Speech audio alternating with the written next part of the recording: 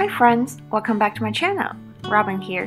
In today's video, I'll be making pineapple mooncakes. Do you know what a mooncake is? A mooncake is a Chinese pastry served during the Mid-Autumn Festival, which is the second biggest festival in China, after Chinese New Year. The date is usually in September or October, depending on the lunar calendar.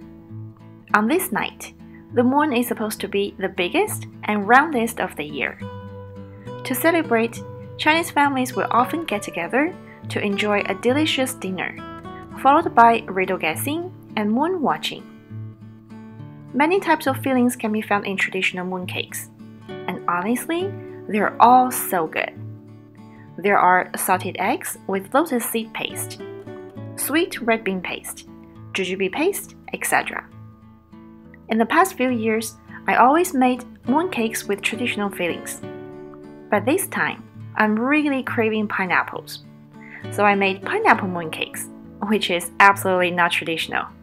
But hey, that's the beauty of cooking.